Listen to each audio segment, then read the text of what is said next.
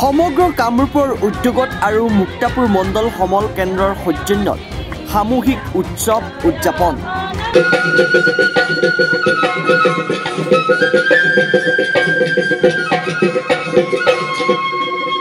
উল্লেখযোগ্য যে বাইহাটা চাৰিআলিৰ সমীপৰ বেলকোনা মজলীয়া বিদ্যালয়ৰ প্ৰাংগণত অনুষ্ঠিত কৰা এই উৎসৱৰ সৈতে সংগতি ৰাখি পুৱাৰ ভাগত গছপুলি ৰোপণ, সাংস্কৃতিক শোভাযাত্ৰা, চিত্ৰাংকন প্ৰতিযোগিতা অনুষ্ঠিত কৰাৰ উপৰিও ৰাষ্ট্ৰপতি পুৰস্কাৰপ্ৰাপ্ত অৱসৰী শিক্ষক ৰজনী চহৰীয়াৰ সভাপতিত্বত এখন মুকলি সভা আৰু বঁটা বিতৰণী সভাও অনুষ্ঠিত কৰা হয়। এই সভাত নিৰ্দিষ্ট বক্তা হিচাপে অংশগ্ৰহণ কৰিলে শিক্ষাবিদ নগেন্দ্ৰ নাথ পাটোৱাৰী, কমলপুৰ সমষ্টিৰ বিধায়ক দিগন্ত কলিতাও উপস্থিত থাকিল। শিক্ষক লক্ষ্যধৰ শৰ্মাই আঁত ধৰা এই অনুষ্ঠানটিত ছাত্ৰ ছাত্ৰীসকলৰ নৃত্য গীতে অনুষ্ঠানটি অধিক আকৰ্ষণীয় কৰি তোলা দেখিবলৈ পোৱা গ'ল।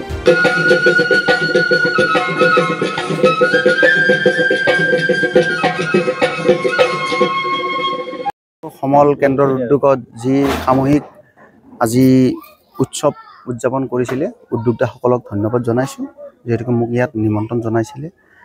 আচলতে প্ৰথম কথাত আমি ধন্যবাদ দিব লাগিব শ্ৰদ্ধাৰ অভিভাৱকবৃন্দক, যিহেতুকে যিটো আজি পৰিৱেশ হৈ আছে, মোৰ নিজৰে সন্তানটিক আমি যি আমাৰ গছপুলি বুলি কওঁ, আমি এই গছপুলিটোক আমি যি ডাঙৰ হোৱাত যিসকল শিক্ষকে এই বেলকোনা মজলীয়া বিদ্যালয়ৰ লগতে যি 12খন বিদ্যালয় আছে তেখেতসকলে যিটো অৰিহণা যোগাই আছে, প্ৰথম কথাত আমি অভিভাৱকখিনি আমি অলপ ভয় খাই যাওঁ। আজিৰ প্ৰজন্মৰ বাচ্চাখিনিক আমি প্ৰথম কি কৰোঁ, ইংলিছ মিডিয়াম বা প্ৰাইভেট স্কুলত আমি নিয়াৰ কাৰণে আমি চেষ্টা কৰোঁ। কিন্তু যিসকল অভিভাৱকে আজি এই শিক্ষকসকলৰ ওচৰত গতাই দিছে, সঁচাকৈ এই অভিভাৱকখিনিক আমি ধন্যবাদ জনাইছোঁ। লগতে এই শিক্ষকখিনিক যি মুকলিমূৰীয়াভাৱে শিক্ষাদান কৰি আছে তেখেতসকলক সঁচাকৈ ধন্যবাদ জনাইছোঁ। লগতে এই অনুষ্ঠানটো, লগতে এই বিদ্যালয়খন সঁচাকৈ জাকত জিলিকা হওক তাৰে কামনা কৰিছোঁ।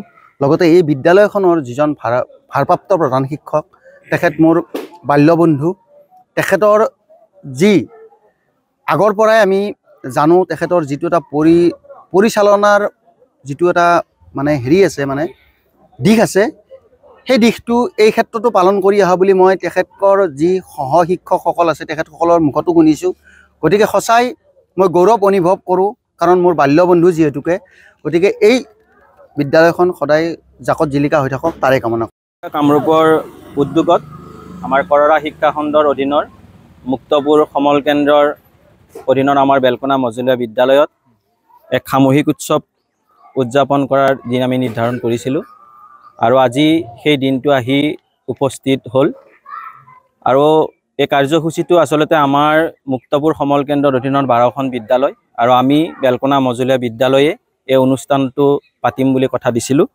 আৰু অনুষ্ঠানটো আমি কিমান দূৰ সফল কৰিব পাৰিছোঁ নাজানো, তথাপিও আমাৰ এই অনুষ্ঠানটোত আমি আমন্ত্ৰণ জনাইছিলোঁ আমাৰ কমলপুৰ বিধানসভা সমষ্টিৰ বিধায়ক দিগন্ত কলিতা ছাৰক। তেখেতো আমাৰ মাজত উপস্থিত হ'ল। আৰু আমাৰ নিৰ্দিষ্ট অতিথি হিচাপে আমি আমন্ত্ৰণ জনাইছিলোঁ আমাৰ ৰাজীৱ ডেকা প্ৰচাৰ সম্পাদক অসম পাব্লিক ৱৰ্কছ, তেখেতো আমাৰ মাজত উপস্থিত হৈছেহি। যিখিনি আমি অতিথি আমন্ত্ৰণ জনাইছিলোঁ সকলোখিনিয়ে উপস্থিত হৈছে। গতিকে আমাৰ এই অনুষ্ঠানটো ৰাতিপুৱাৰ পৰা আমাৰ সাংস্কৃতিক শোভাযাত্ৰা, বৃক্ষৰোপণ, তাৰপিছত আমাৰ মুকলি সভা আৰু আমাৰ এই 12খন বিদ্যালয়ৰ ছাত্ৰ ছাত্ৰীক লগত ৰাখি আমি এক চিত্ৰাংকন প্ৰতিযোগিতা অনুষ্ঠিত কৰিছিলোঁ। এই চিত্ৰাংকন প্ৰতিযোগিতাৰ ইতিমধ্যে বিচাৰকে বিচাৰ কৰি পুৰস্কাৰসমূহ বিতৰণ কৰা হ'ল। গতিকে আমাৰ এই গোটেইখিনি অনুষ্ঠান আমাক যিসকল ব্যক্তিয়ে সহায় সহযোগিতা কৰিলে, আমাৰ বিদ্যালয়ৰ অভিভাৱিকা তথা এই অঞ্চলৰ যিসকল আমাৰ শুভাকাংক্ষী, গতিকে তেখেতসকলৰ যি আমাৰ প্ৰতি থকা আন্তৰিকতা, তাৰ কাৰণে আটাইটিলৈ মই ধন্যবাদ জনাইছোঁ। সদৌ আপোনালোক আমাৰ বিদ্যালয়ত। বাইহাটা চাৰিআলিৰ প্ৰতিবেদক ৰিপাব্লিকেনি।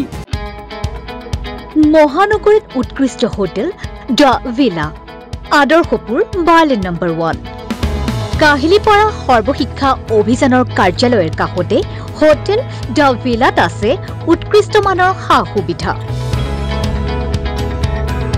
য'ত আছে আটকধুনীয়া কোঠা, লগতে পাব লাক্সাৰী সুইট আৰু ডিলাক্স ৰুম। তদুপৰি ৰেষ্টুৰেণ্টত পাব আপোনাৰ মন পচন্দৰ সুস্বাদু খাদ্য আৰু পাব বাৰ আৰু সুইমিং পুল দ্য ভিলাত পাব আপুনি নৈসংগিক পৰিৱেশ আৰু সুস্বাদু খাদ্যৰ সম্ভাৰ